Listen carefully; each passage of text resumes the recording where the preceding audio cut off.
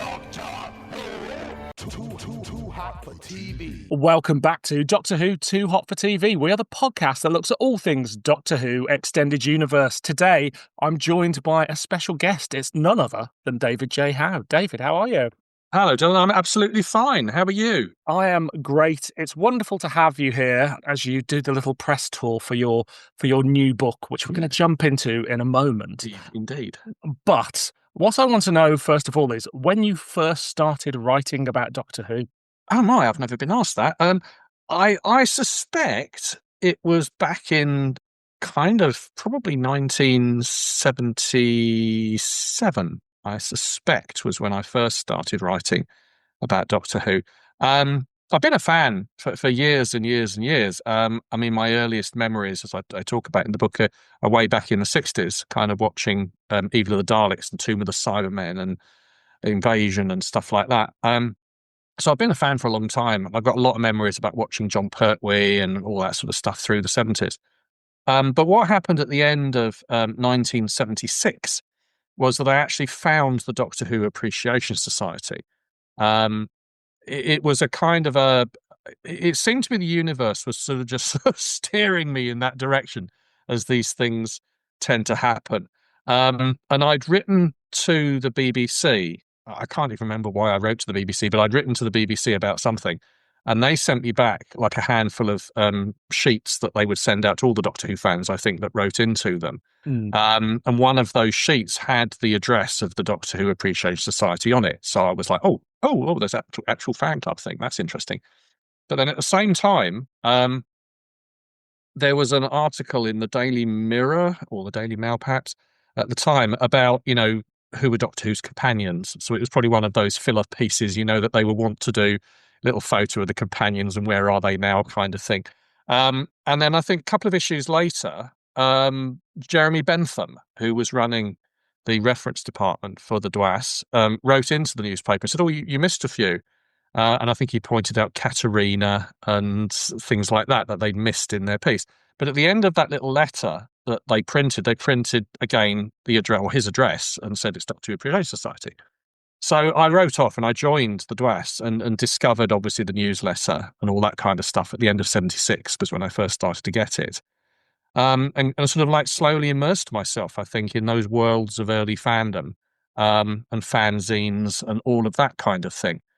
So for the convention that was being planned, the first ever Doctor Who convention, which was in August 1977, I decided, because I had quite a few friends now in the local area that I kind of met through the DWAS and through letters and stuff like that, getting in touch with people, I decided I'd quite like to do a fanzine myself for my local friends in my local area, the Surbiton Doctor Who Society fanzine, I think I called it. And I'm assuming that would probably have been the very first time that I actually wrote stuff about Doctor Who. Because obviously when you do a fanzine, you end up writing most of it yourself. Of course you do. So it's probably nothing's changed. It's exactly the same today. If you decide to do a magazine, you probably end up writing everything yourself for it. So that's probably the first stuff I did. And there was some stuff on there on Target Books, which I was a great fan of. Stuff on monsters, which I loved in Doctor Who. And I think there was an interview with Terence Dix that I'd written up as well, because we'd had Terence along to like a group meeting at some point. In 77, I'm assuming it was 77. And so I was, as I said, slowly sort of immersing myself in all of these worlds and these writings and scribbling things down and writing and typing, typewriters. Do you remember them? I do indeed. Writing on typewriters and all that kind of stuff. So that would have been the very first stuff. That's a very good question, Dylan. I've not been asked that before. I never thought about it. And what do you think it is about Doctor Who that makes, people like yourself, people like myself, and other fans want to sort of piece together the whole image of the history? Because your works, they stand in fandom as sort of like some of the big tentpole releases of like, I specifically remember, the 60s, the 70s and the 80s, which you co-authored, where this was the first time I'd seen those eras looked at as a whole. So what is it, do you think, that draws you and other fans in order to piecing together this show? I suspect everybody's got sort of similar stories. My story was just enjoying watching it on telly. And the main reason I enjoyed it, I think, was because it had cool monsters. And I always loved the monsters in Doctor Who. Plus, it always took itself seriously. You know, I wasn't a fan of. I'll use Rent-A-Ghost as an example of a kind of a science fiction sort of fantasy show, which doesn't really take itself very seriously. You know, but Doctor Who always did take itself seriously, and I liked that about it. There was a bit of adventure. And for me, it was always more of a horror show as well, even though it's supposedly about time travel, and obviously the TARDIS can travel in time and space and all that kind of stuff. Very little of Doctor Who is actually about time travel. It's far more about adventuring and defeating the monsters, is far more what Doctor Who was all about. And those fabulous cliffhanger endings, which kept you hanging on till the next week to see how everybody got out of that one kind of thing, whether it was the companion or the Doctor or whatever was happening. So for me, it was just a real enjoyment of watching the show. But combined with that, there was a massive, I think, nostalgia element. Because I had remembered watching it back when I was a kid, there was this, well, what was I watching? And we still see this today, I think, in forums and in posts on Facebook and online and all that kind of stuff, is people go, I've got this memory. I've got this memory of watching, and it was, a giant water monster that came out and snatched a spear from someone. What was that? And then half a dozen people will have exactly the right answer. It was, I don't know, a Sinbad film, or it was an episode of Xena, or whatever it might have been. But that still happens today. There's a massive nostalgia thing about, I remember watching this and it terrified me as a kid, but I can't quite remember what it was. Plus, for me, the realization that Doctor Who wasn't just what I remembered. That there had been like a whole Doctor. I started with Patrick Troughton. There'd been a whole Doctor before I even started watching it. And all of these stories that I knew nothing about, that I'd not seen. And to be able to actually start to explore and find out what that was, what that history was really interesting to me. And for me as well, I've always been interested in the behind the scenes. I've always been interested in, well, how did they do that? That's always fascinated me about film and television. And so there was a big element of that as well in it. And I think it just slowly grew. I got into the DWAS, I joined the DWAS, I started to do a fanzine, I met people, I started interviewing people for the fanzine. Terence was the first sort of Doctor Who celeb that I ever met, and then Malcolm Hulke. And then it kind of went on from there, sort of meeting people, talking to them. And of course, the backroom boys, as it were, the designers, the directors, the producers, the makeup, costume, effects designers, for me, far more interesting than talking to the actors. I mean, the actors are great, that they're front and center. They're the ones that convince you that it's all real, so there's a real kind of talent there going on. But ultimately, they get a script and they then perform and read the lines and interpret it kind of thing. I'm interested in, how did you get to that script, and how did that script then get onto the screen, and how did you decide to do that, and how did you do that effect, and what happened there? And that's what interested me about the show. And it just all kind of just went on, really, Dylan. It just kind of grew into just the fascination for it and the behind the scenes, and as the book kind of details, all the different things that I got up to as I grew up, living a life through Doctor Who almost. And the fascination for the show and how it was made and the people that had made it, and the production of it and all of that kind of thing. That was kind of my story. I mean, other people may have different routes in different things, but that was kind of what fascinated me about the whole thing. So Who Me from Bedford Square Publishers is your book, and it's your memoir essentially. Yes. So where did this book come from? Where did it evolve? It was a guy called Maxim Jakubowski, who's a friend of ours. I mean, I've known Maxim for years and years and years. He used to run Murder One, a crime bookshop in London, way back in the day. And he kind of started up Forbidden Planet when that started. So he's been around for forever, basically. And we ended up working with him at Telos Publishing, because he was still writing, he's still doing stuff. And he submitted, I think, one of his fantasy kind of novels to us, called The Piper's Dance. And we absolutely loved it. We thought it was great. So we published The Piper's Dance and obviously did the best we could with it, as we do with all books that we publish. And Maxim was very pleased and it all worked. And then a couple of years later, he came to us again with another novel, a crime novel called Just a Girl with a Gun. That again, I think he was having trouble placing. His agent couldn't quite place it anywhere. And I don't quite know why, because it's very, very good. But in typical Maxim style, it kind of combines a bit of a hint of that sort of erotic film noir, femme fatale kind of vibe into a modern day crime story that's in a very noir style kind of thing. So we published that as well. Now, again, I think he was very pleased with it. But this kind of brought us, I suppose, onto his radar, if you like. And we met up and we had drinks and we chatted about stuff. So he knew about my Doctor Who fascination, and he knew what I'd done in the past and all the stuff that I'd got up to and all that kind of thing. And then one day I got an email from him just saying, we'd love to commission a book from you, David. I'm working with Bedford Square now. He said, and we're looking to build a list and all this kind of thing. And we'd love to get a submission from you. And I said, well, what kind of submission are you interested in? And of course, I'd love to work with you. That'd be amazing. That'd be smashing. And he said, well, we quite like a Doctor Who book. So I kind of went back and I said, well, that's quite a broad church, Maxim.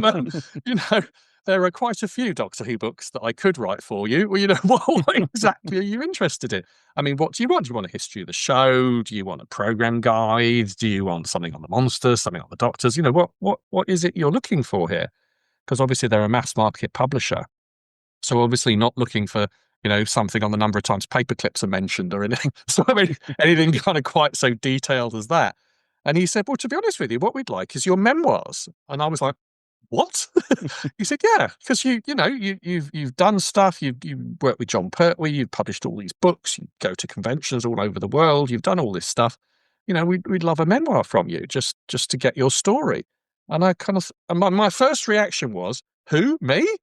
And that's kind of where the title came from, Who Me, which is me and Doctor Who and Who Me, and it was all a bit of sort of like a double joke thing, but it kind of stuck. So yeah, so they commissioned me for it. And I then, when I got the kind of commission, and of course it's not as simple as that, I had to write out a proposal and an outline, and I had to sort of work through exactly what was this book going to do, how it was going to, so I had to do a chapter breakdown, all of that kind of stuff to sort of convince them that, yes, I could do this. I also wrote the whole introductory chapter of the book at that point, because again, I had to show them that I could actually write. I know that seems really weird, but, I've only written 30-odd books about Doctor Who and innumerable, magazine pieces and interviews and reviews and so much stuff I've written.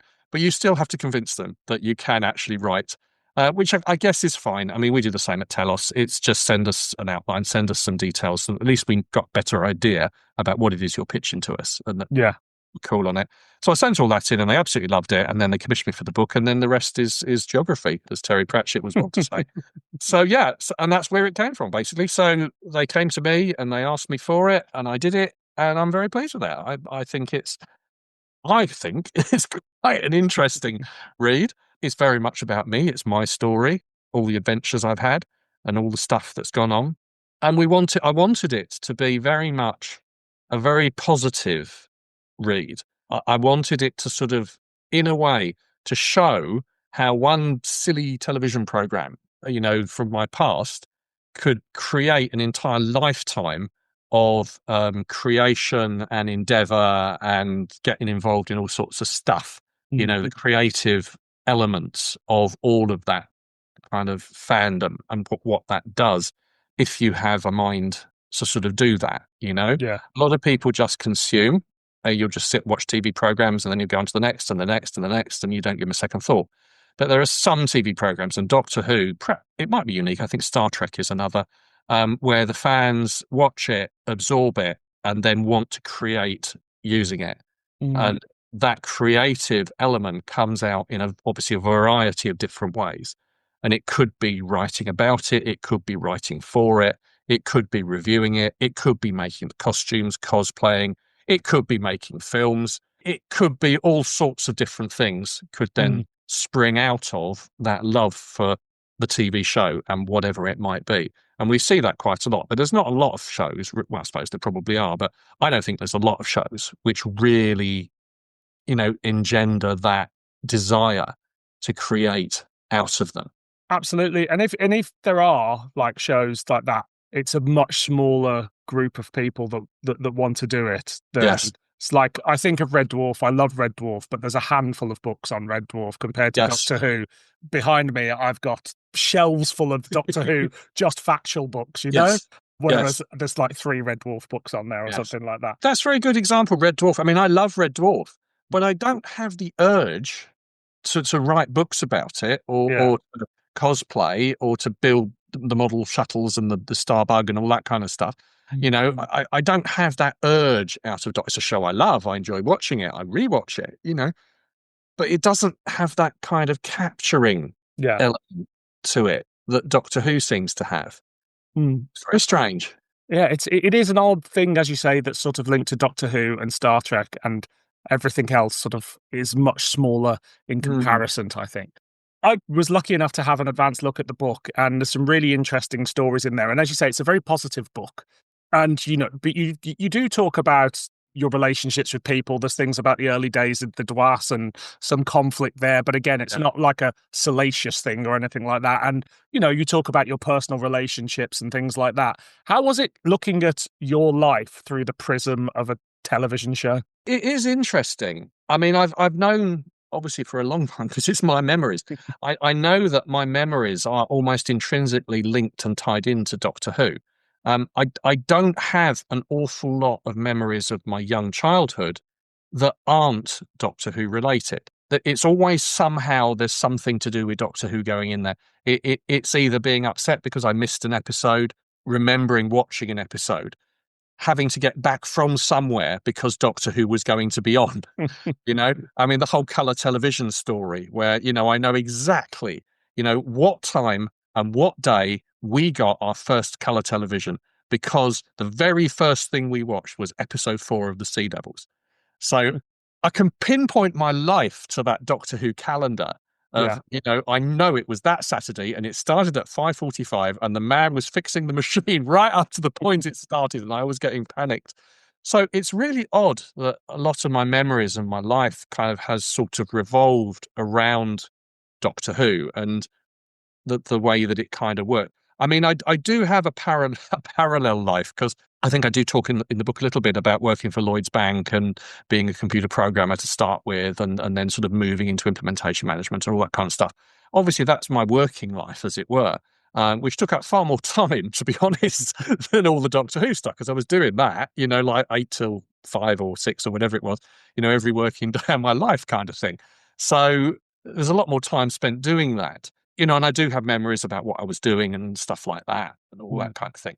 But the whole Doctor Who thing just sort of weaves in and around that. And again, in the 90s, I think, taking my work time down from 5 days to 4 days, specifically so that I could keep going on all the Doctor Who books I was doing and Starburst reviewing and all of the stuff that I was getting up to in my spare time, as it were, was, you know, driving sort of decisions really around what was going on and what was happening.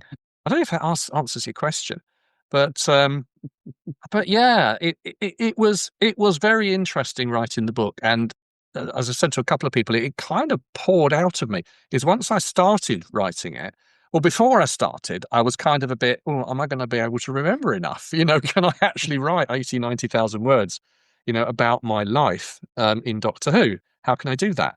And then because I'd broken it down, because I'd thought about how I wanted to chapter it, what I wanted to talk to in the chapters and stuff, when I started to write it, the stories started to come out and you remember more. You start to remember, oh, yes, I need to say that. Oh, yes, there was that bit. Oh, yes, there was that bit. And of course, when you're writing a book, in this case, I did pretty much write it in order. You know, I started at the beginning and went on to the end. But there were occasions where I'd suddenly think, oh, I forgot to say, and you go back and you fill in another story, you add another bit and stuff like that as you kind of go through. Plus, of course, I was being a bit selective. And so a lot of the 60s stuff is pretty much all I remember. There's not a lot more. But as we get into the 70s, 80s, 90s, of course, I remember more and more and more and more about what I was doing and what was going on. And it was then selective about, well, what do I want to talk about here? You know, what am I discussing? Where is this taking me? And I wanted to also take a line sort of through my life and kind of say, well, you know, let's talk about the fanzines, let's talk about the DWAS, let's talk about watching Doctor Who being made, let's talk about conventions. And so each chapter sort of can jump around a little bit as I'm trying to cover off those elements within that chapter rather than it being strictly chronological. So there's a little bit of jumping about happens in places. But I kind of, I sent it off to a couple of friends to give me some advanced reads just to see, and very positive feedback came back. So I was very pleased. They said it's very fast and breezy read. It's a very easy read and very identifiable. And that's kind of what I like, because I wanted that. I wanted it to be, kind of an easy read. I think it hits a nice sort of tone of being something that fans will find interesting, but because it's for a broader market, a more casual Doctor Who. It's the sort of thing my dad could pick up and read and probably he'd find it interesting and sort of relatable to a certain extent. I mean, it's coming out October, and it's got a very kind of grab me cover, if you like, which I was very pleased when they sent that through. I thought that really worked well. So obviously with Christmas coming up, I'm hoping that dads, aging aunts, whatever, might see it in Waterstones or wherever and go, oh, little Johnny likes Doctor Who, he might enjoy that kind of thing, and get them that as a sort of a slightly different take on Doctor Who. It's a great stocking filler, guys. Yeah. So you've obviously written this book. Recently, I did the sort of, it's not exactly a biography of Keith Barnfather, but the real-time pictures story. Yes. Keith himself, real-time, are doing an Ian Levine Mythmakers. And why do you think now is the time that we're starting to, as a fandom, sort of look a little bit inwards on ourselves and go, we need to chronicle these stories of fans, because, we've obviously been chronicling the show for so long, but now fandom sort of has been going so long that it's time to chronicle that? I think it's almost a natural thing to want to do. And I think it comes out of what I was talking about, the creativeness that Doctor Who inspires in so many people in different ways, and the enthusiasm for the show that comes through in so many different ways. And I think there's also an element that obviously we're 64 years now, however many it is, since the show started. And of course, an awful lot of those lovely people who made it, who were in it, are no longer with us. So, we can't speak to them anymore, and we can't have them at conventions, and we can't track them down for fanzine interviews or whatever it might do. You've also kind of slightly got the issue, going slightly off topic of what you said slightly, that the internet has changed so much in the way people appreciate and the way people creatively express themselves around a show. I mean, back in the 70s, it was fanzines. You did a fanzine. And if people don't know, a fanzine is a fan magazine. It's something that literally people put together at home. You would cut pictures out of the Radio Times or out of Doctor Who magazine or something, stick them down. You'd type out what you wanted to write on a typewriter. You'd stick that down. You'd then take it down to your local library or your copy shop, and you'd do photocopies for your friends, basically. And usually whatever the photocopies cost, so it might have been 5p a copy, 10p a copy, whatever. So if it was 10p a copy and it was 10 pages, then that's £1 is what you're going to charge someone to buy a copy. And you might staple them yourselves using a staple gun and a rubber under it to hold the prongs, and then you push the prongs in yourself. Literally, that's a fanzine. You would do it yourself. What that did creatively for me, again, talking from my perspective, I did 2 fanzines over the course. The first one was called Oracle. The second one was called The Frame. Very, very different beasts. But both with the same basic principle of wanting to just write and get good stuff out there and looking good, people to be able to buy. But what doing a fanzine does is that it, first of all, it trains you in how do you write. So you can't write 1 million words. You can print it. You couldn't afford to. So you had to edit. So it trained you in editing. It trained you in layout, how to make it look good on the page. It got an understanding of what photocopied well, what didn't photocopy well, and why, and how could you improve that. And then if you're selling your fanzine, it brings in accounting. How are you going to budget for this? How are you going to send copies out? Mailing lists. How are you going to maintain those? How are you going to take orders? How do you cash postal orders, checks? Do I need a bank account? How lots and lots and lots of stuff came out of just doing fanzines. These days, of course, there are very few fanzines. There's 1 or 2 around that are sort of still doing the thing, which is fantastic. But an awful lot of stuff just has moved to web pages. Yeah. Because it's so easy to just bung something up on the web, to put something on the web page, and you can talk about whatever you want. But of course, you can talk about it, you can put 1 million pages up if you want to. The editing element isn't that important. But sadly, if you don't have that editing element, then you don't learn how to write and how to edit and how to be concise and how to do this thing, because you can just put whatever you want online. Photographs are very easy to use online. You use Google and you go and find them, and then you add them to your webpage, and it's simple. Again, back in the day, it wasn't. You had to kind of find them. You had to cut them out. You had to think, well, if I cut them out, I'm going to destroy the magazine I'm cutting them out from. So do I need to buy 2 copies of every Doctor Who magazine because I might need to cut up one to use photo?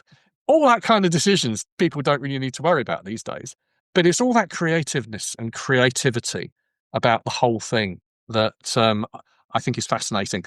And going back to the original question, because a lot of the people who were in the show have now passed away, there are also a lot of people who subsequently have worked on the show. So they started off as fans, doing fanzines in the fan club, so on and so on, and ended up working on the show itself, either as actors, script editors, designers, whatever they might be. There's a lot of people who were involved in the show who were and are fans. Mm-hmm. So I think the fandom is celebrating them. Of course it is. But it's also celebrating the people that have done other stuff creatively as well. And that's where what you mentioned comes into play, is that, talking to people who knew the people is almost, at this point, the best you're going to get to actually getting close to the making of the show and how that was done and so on and so on. And I think that's a great thing, because people have done great stuff creatively around Doctor Who. And I think it should all be celebrated. And, I think the fact that, as you mentioned, Keith Barnfather and Real Time Pictures are now doing kind of proper programs looking at and celebrating the fandom of the show and how that's all developed and how that's come together. But of course, because they're DVD video documentaries, they're very visual. Mm-hmm. And that's something, of course, is quite hard to do on a podcast or fanzine or even on a web page. Yes, you can put pictures and interviews and stuff, but there's nothing like hearing someone actually talk about it and seeing the things that they've made and done. And here's their workshop, and let's have a quick scan around the workshop. Yeah. Absolutely fascinating, to see all of that kind of thing. And what always amazes me is that there's still stuff to talk about. There's still areas that haven't really been covered that perhaps could do with research and looking into. And I think as time goes on, we'll look into all of this stuff and we'll find more things to look at and be interested in and see how it's all coming together. Absolutely. One of the things I was really interested in the book is sort of your first experience with the Dwas, because it feels like the first time fandom's properly organised. I know there were fan clubs before that you discuss in the book, but it's interesting to sort of see how different it is from today, where there is an organised fandom, but as you said earlier, it's very much online.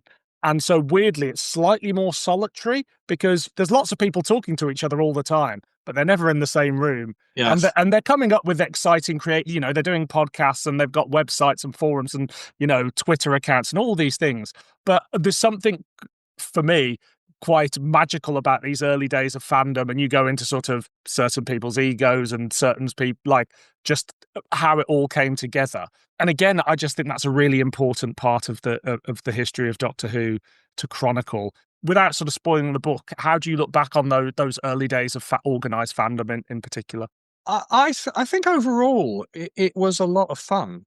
I mean, I ended up running the reference department because Jeremy Bentham decided to sort of leave and to stop doing it for, again, reasons which were, perhaps a bit daft. He basically used a photograph he shouldn't have used in Doctor Who magazine that he promised he wouldn't use. As far as I know, I wasn't there. But as a result, he kind of left the Dwas kind of thing and said, all right, then, if that's how strongly you feel about this, then I'll just step down and play anymore kind of thing. That's fine. So he asked me to take over. And so I ran the reference department. And, but yeah, it was a lot of fun. But I think, sadly, there was also a lot which made it not fun. There was a lot of sniping from behind the scenes. There was a number of people who just felt that the Doctor Who Appreciation Society wasn't democratic enough. It's like, well, how democratic do you want a fan club to be? We're just all trying to appreciate, a single program here. There's money involved. People have paid their registration fees and all that kind of stuff. So how democratic do you want it? You could vote to have full colour issues of TARDIS magazine every week if you wanted to. Doesn't mean we can do it because we haven't got the money. So, what's the point? Surely the people who are actually running it need to make the decisions and to do what they think is right. And it wasn't just one person. There were a lot of people. There was perhaps 7 or 8 people all involved in making those decisions and deciding stuff. So it wasn't like, a dictatorship or anything like that. It was, fans deciding what can we do? How can we do this? How can we cut this? How can we play with this? So yeah, it was a lot of fun for a lot of time. And then because of the politics and because of the control elements and all of that kind of thing, which also can happen, when you get people sort of in charge of something, they can just sort of start to want to take over. You should be doing what I want. Well, why? Why? It's a Fat Club. What does what you want have to do with anything? It's very difficult. And that made it not fun for a period. And then it became fun again. And then I kind of got bored with it all and just needed to go and do something else. And that's kind of why I stopped and I handed over the reference department to somebody else and stuff, because it was just, I did it for 10 years. Come on, it's a long time to do anything. So, yeah, I think overall, yes, it was great. There was a lot of fun going on and we were doing our best under the circumstances that we had, which was usually financial. Because obviously with money, you can pretty much do what you want if you've got enough money. But we never really had enough money. And it was just trying to do what we could with the resources we had and the talents that we had to make the best of it. But there was an awful lot of sniping from other magazines or other fans, people who didn't quite understand. Maybe they wanted to be in charge and weren't. I don't know. But yeah, that was kind of where it was. And how have you seen, you cover this a little bit in the book, but how have you seen fandom sort of change over the years in terms from those days to where we are now? I think you kind of probably summed it up with what you said before. I mean, pretty much it is a shift to online an awful lot, quite naturally, I suppose, because that's where all the discussion takes place and all the groups are and stuff like that. And I think the conventions are still very important. And what I have observed is a sort of a shift from we will only go to the conventions if they've got good guests, i.e. people that we want to see as guests, to I'm only going to the conventions because I can meet my mates. Yeah. And that shift seems to have happened. So you've almost got this kind of position where a Doctor Who convention could potentially be very successful with no guests at all.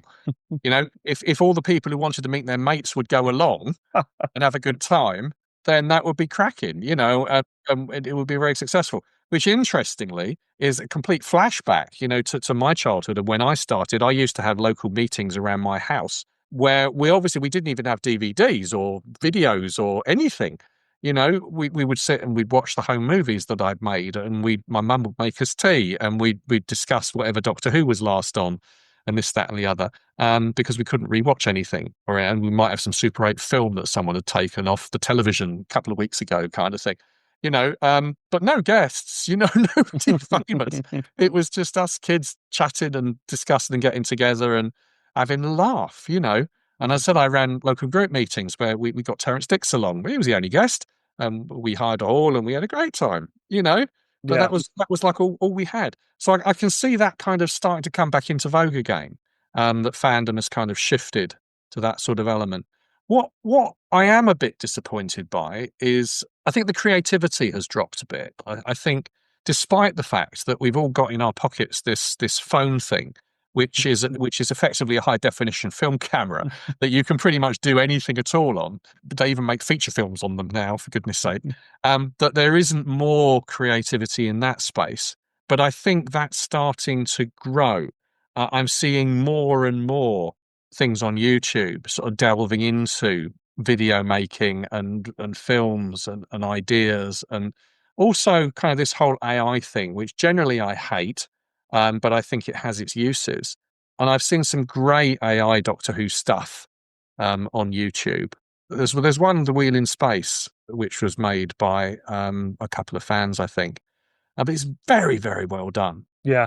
I mean, it manages to capture the movement, the likenesses, the sets, the sort of the shots that there might have been. It's an extremely good adaptation, I think, of Wheel in Space, which is, again, a story I'd love to be able to see because I kind of remember bits of it.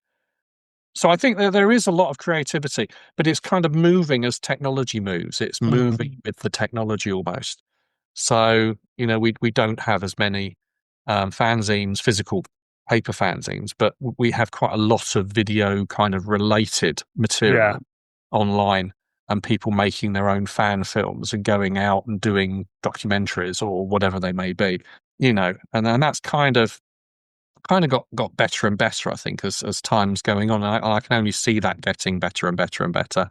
I mean, we seem to be in a sort of a wilderness years 2.0 at the moment, don't we? And you look what happened during the first wilderness years. We had this explosion of kind of fan endeavor through the Virgin novels, and the films that were being made by Real Time and so on. And all of that kind of explosion of creativity that happened there. And I can almost see similar happening now, but using whatever technology we've got now. And Yeah. there'll be people going and making their own Doctor Who because there's none on television, and their own documentaries and their own films and their own versions of some of these missing episodes and stuff like that, which I think is tremendous. I think Yeah. that's really, really good. I love that creative element of the show. Absolutely. So for people picking up the book, like, what do you hope they take away from it once they've finished it? I hope they kind of get inspired a bit. The sort of part of the intention of writing, as I say, was to celebrate my life, as it were, and through Doctor Who and all the creative stuff that I got up to, and the books and the places and the things that I've done and all that kind of thing. And I hope people kind of go, my goodness, he's done an awful lot of stuff. Maybe I could. Maybe I could do that, because it all has to start somewhere.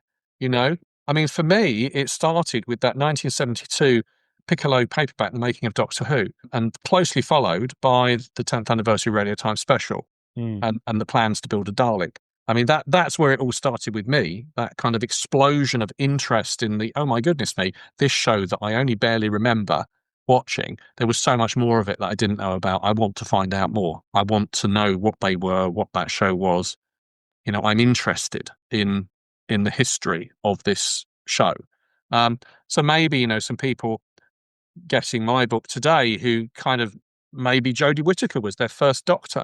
I don't know. Maybe that was the first Doctor they watched, and they've got a very, very vague memory of an episode where the Doctor was an old man in a castle being chased by a ghost. Maybe they've got a memory of hiding behind the sofa of that. But if somebody picks up my book and reads it and goes, my goodness me, what a lot of stuff you can do.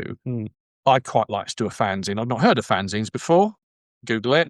There you go. Oh, that looks good. I could do that. Yeah, Dad, how do I set up a web page? That's kind of would be great. Is I think that's what people take away from it. But I also hope people see the celebration of the show, that the celebration of everything that's gone into it. As I say, the book's not intended to be a downer or a tell-all or anything like that. It's intended to be like a celebration of Doctor Who and all that goes into it and comes out of it, and the creative endeavour that comes out of it. So that would be nice. That would be nice. And if people want to, write to me or find me online and ping me and say, David, I built my own Dalek. I read about you doing yours and I've built my own. Look, there's some photos. That would be amazing. I think that would be smashing.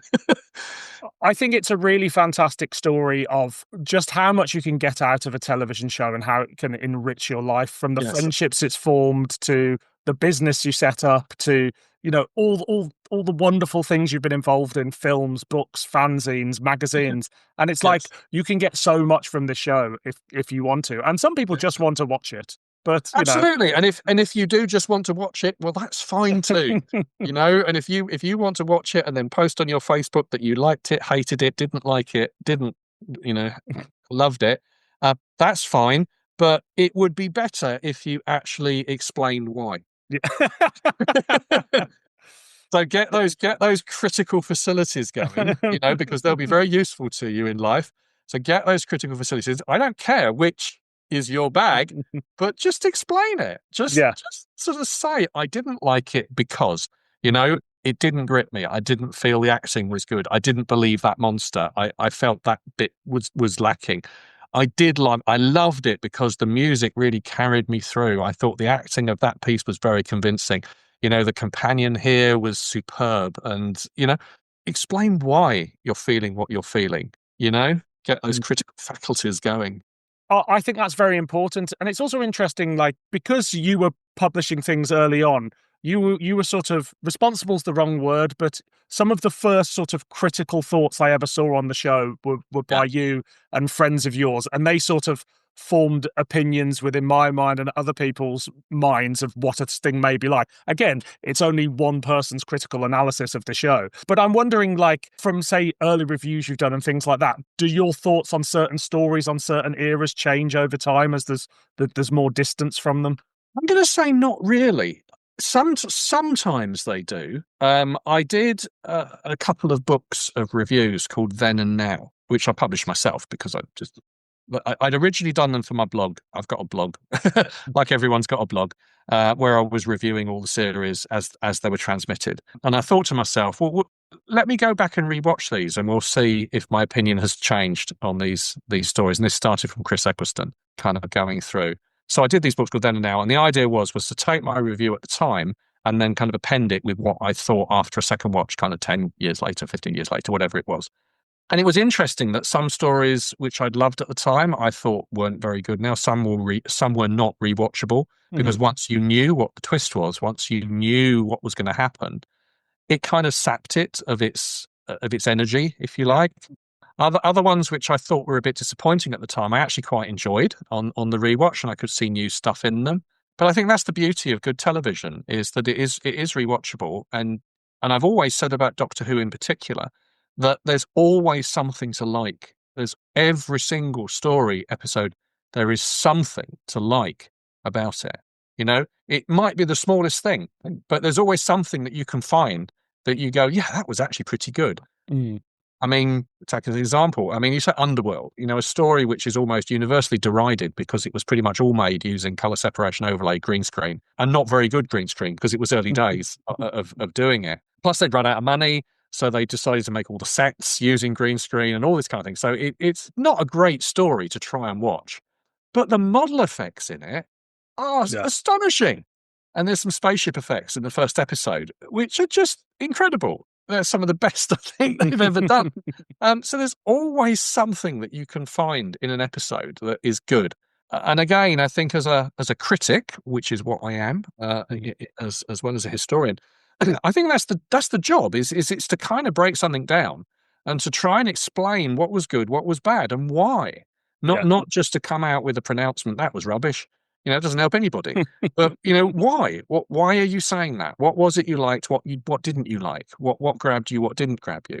And I think in any kind of writing, whether you're doing it on your blog or a fanzine or a magazine or a newspaper or a book, it's beholden on the author to do their job and to use their own critical faculties to get this down in a way that makes sense, that's understandable, and which is fair.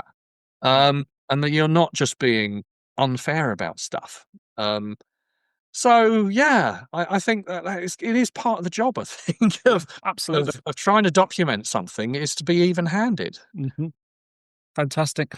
So Telos Publishing has been publishing Doctor Who and other cult titles and original fiction for 25 years now. I know. It's great, no, it's brilliant. So what was the original sort of MO of the company, and has it changed at all over the years? I think it has, actually, yes. I mean, I started Telos way back in 2000. And the reason for that was that I was involved in the British Fantasy Society. So I was helping do their newsletter and stuff like that. So it wasn't just Doctor Who that I was being creative. There's lots of other things. And another friend of mine called Pete Crowther, he had a company called PS Publishing, which is still going today, publishing fabulous limited edition books and all sorts of stuff, including Stephen King and goodness knows what. So they've really done well. But when he started the company, what he started doing, he started with some novellas. He did, I think it was Graham Joyce, Kim Newman, I can't remember, maybe a few others. But a novella is like a short novel. It's like sort of between about 20 and 40,000 words ish is a novella. So it's like a short novel. And I thought these were great, and I was really enjoying them. And I realized that in a novella, you could do things you can't really do in a short story or a novel. You can use literary techniques which you perhaps couldn't sustain in a longer form. So it allows you to tell stories in a different way, and so on and so on. And I thought it'd be great to do some Doctor Who novellas, which is what I thought, maybe we could do that. So I went to BBC Enterprises, who I knew because I came through the merchandise and the collecting and the work I've been doing for them, because they often came to me and asked for advice and help with people doing toys and Doctor Who stuff and everything. And I said to them, would you license me to do Doctor Who novellas? And much to my amazement, they said, yeah, yes, we would, but we won't license you. It has to be a limited company. You can only do them if you're a limited company. So I set up Telos Publishing because, I needed a limited company to do it. At the same time, we were also looking at doing a book on a horror series called Urban Gothic, which you may or may not remember. It was a very, very short run kind of Channel 5 horror series that was on late night Fridays, which I loved to bits. I thought it was absolutely brilliant. So I got in touch with the people that made it and discovered that they were also great fans of Doctor Who, and very much the Doctor Who ethos kind of pervaded Urban Gothic and what they were doing as well, which I thought was tremendous. But again, because we were dealing, I was doing it on behalf of the BFS, but Steve Matthews, who was the producer of Urban Gothic, was advising that we ought to do it through a company just in case there were any issues or problems, because it was a contract between the production company and BFS. And, anyway, so by doing, a limited company for Telos, it enabled us to again do the Urban Gothic book as well as the Doctor Who novellas. So we started Telos, and I brought Steve Walker, my co-writer on a lot of the books, and great pal, in to help me do it, because I knew he knew stuff that I didn't know about running companies and stuff. So I brought him in. He was happy to come and help do it. So together we kind of launched the Doctor Who novellas through Telos as the first thing-ish we were doing. I think the Urban Gothic book actually came out first. I can't remember now. But then we very quickly realised, of course, that you can't build a company on something you don't own. And we didn't own Doctor Who. So we realised you can't do that. So we knew we needed to publish other things. We needed to do other books. We needed to sort of expand and do other things. And so that's what we did. We started, I think the first non-fiction book we did was The Liberation, the Blake Seven one. And then we did horror novellas as well, and some science fiction novellas. And so we published quite a lot of stuff, so that when the Doctor Who line eventually came to an end, as the BBC kind of didn't renew the license for us, fine, whatever, stories in the book, we were able to carry on running Telos with the other things that we've been doing and continue forward, which was great. And then over the years, we've sort of dabbled with various ranges, various books. Some of them worked, some of them didn't work. And in recent years, we've sort of gravitated towards some rather beautiful large format art books, full colour art books of fantasy, science fiction, horror, crime art, which is a passion of Steve's. So the focus of the company has sort of moved around, but it's always been, Steve and I publish what interests us. If we get a pitch in and we think, well, that looks good, that looks interesting, we do a bit of research around it just to see if it might be a goer and stuff. And then, we like doing books that we like. So even the eclectic stuff, kind of, we have a sort of a vague interest in, just to see how that goes. And usually it doesn't. And we go, oh, all right then, okay. The Doctor Who publishing we've done has always done well. So that's always managed to kind of keep our heads above water and keep moving forward with all the different factual books and so on that we publish. So, it's been quite a ride over 25 years. And I'm very proud of all the books we've done. I think there's been some cracking stuff there. Absolutely. There is. I mean, like, my shelves are full of Telos books. What are some of the highlights from the range? I know there's been so many, but maybe it's a personal highlight that you've written yourself, or something that you were really proud to commission, or something like that. Very good question. I mean, I've been very, very pleased and proud of the books that I've written, which Telos has done, like the Target book. Was one I was very, very pleased with. The Who Adventures, obviously the sort of sequel to the Target book, which covers the Virgin books, I was very, very proud of the way that looked. So I've been very pleased with those. I loved the little, I call them Target-alike novelizations of the real-time dramas. I was very proud of, because we went to a lot of effort, because we're fans and we do daft stuff like this, to recreate the look and feel of the Target books. Almost to obsession with, trying to use the right fonts, and even adding in the little separator numbers that you got on the bottoms of the pages and stuff. They're completely useless these days, but they're all in there as well, because we were just having a laugh and getting Andrew Mark Thompson to do us some amazing kind of Achilles-esque kind of covers for them. So very, very pleased of that range. But we've done some smashing stuff. I mean, in recent years, I think it's the William Hartnell production diary is the one that I was so pleased with. I mean, not only because David Brunt, who's compiling it, writing it, has done such a fantastic job in drawing together all of the different threads that go to make up the making of Doctor Who through a given period. But also just the way it looks, the production on it. I mean, that was all me. But the cover design, the foiling, the flaps, the pictures on the inside covers, just the way that book feels and looks, it looks great, and that's what I wanted. I wanted something really stylish, and we got the Troughton one of that coming probably early next year. That's being worked on at the moment, so I was very proud of that. And then again this year we did a massive book called The Fantastic Art of Ron Turner, which has a Doctor Who connection in that Ron did the Daleks, or some of the Dalek strips for the old TV21s back in the day. But it's a massive biography of Ron Turner with hundreds of images of his work, and I think there's some unused Dalek pictures in there and all sorts of stuff. But it's such a massive book, and it's a big sort of 11 by 8.5 size, but really, really beautiful. The production on it was excellent. I was so pleased with the printers on that one. They did a great job.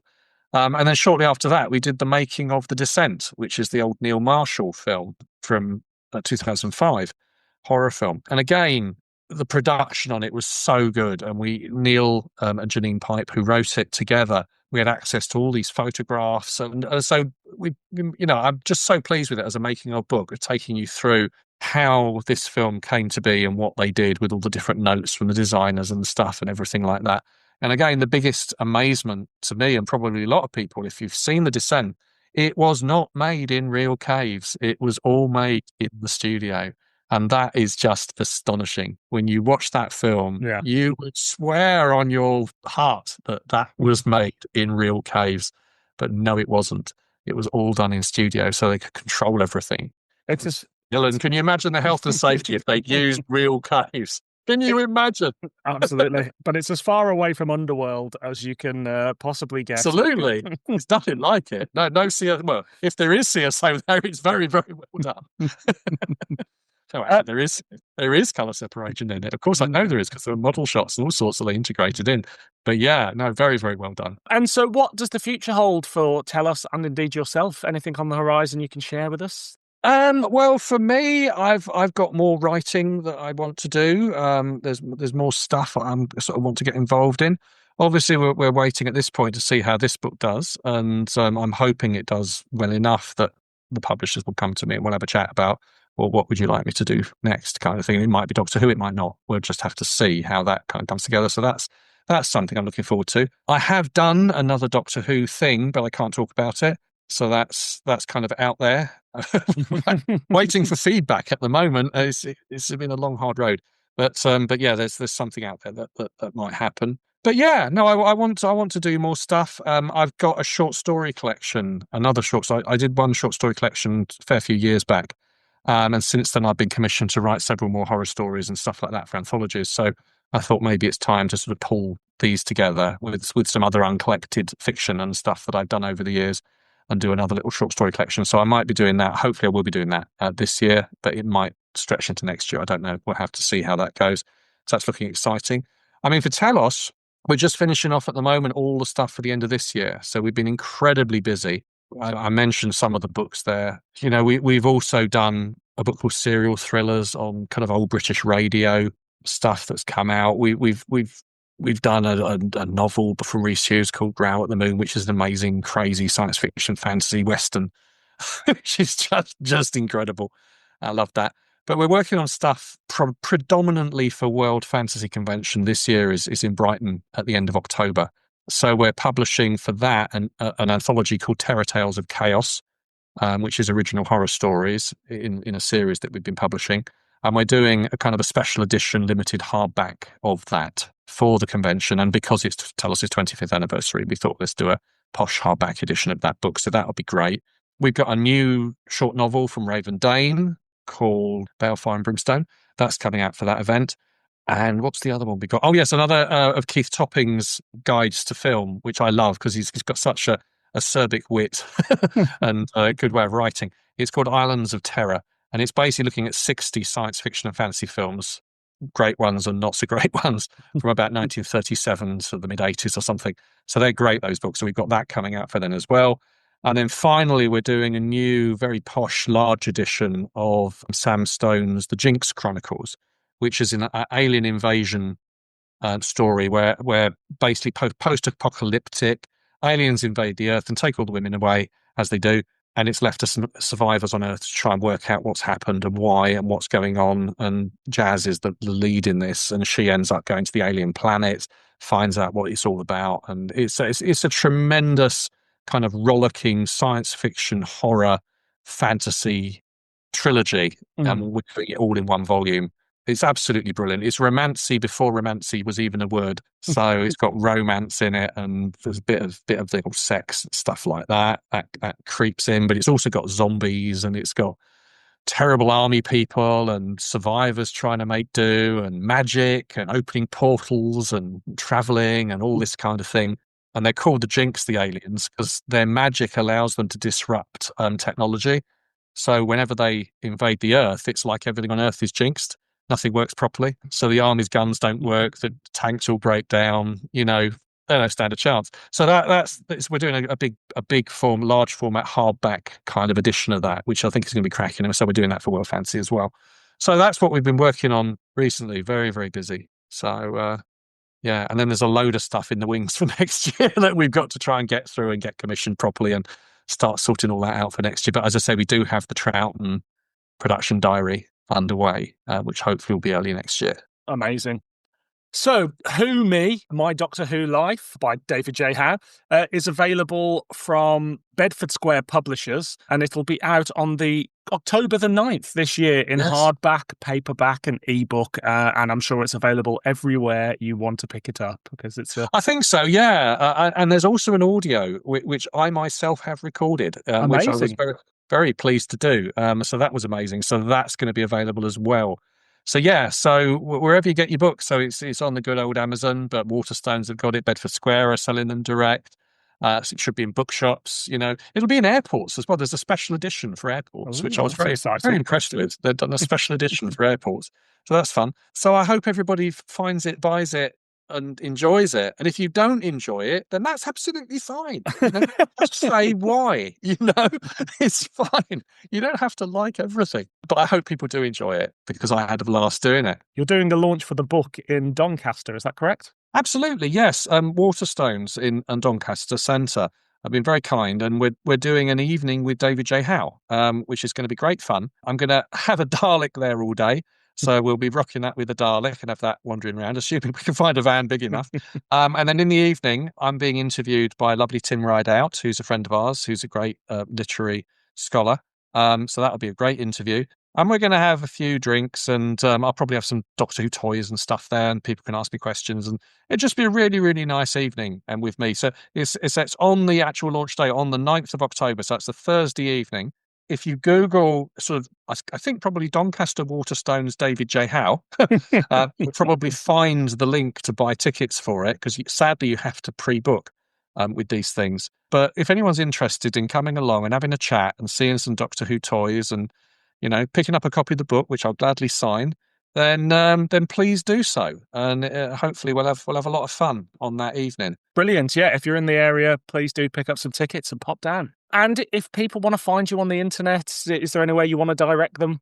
Yeah, sure. More Telos Publishing, which we talked about a bit, that's obviously www.telos.co.uk. So that's where you can find all of Telos books direct from us. If you want to check out my blog, that's www.howswho.co.uk.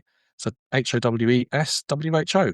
So that's my blog where I post reviews of new Doctor Who books and stuff that interests me and other things and things like that. So there's usually some content every couple of weeks going up on there. So that's all interesting. And there's obviously lots to read on the blog as well, because it's been running about 15 years. So there's quite a lot of stuff there. Amazing. Fantastic. Well, look, thank you so much for joining me today. It's been great to chat to you about the book and indeed your entire life as a Doctor Who fan and publisher. Thank you, Dylan. Thank you. And thanks to everyone for listening. This has been Doctor Who Too Hot for TV. Doctor Who Too Hot for TV.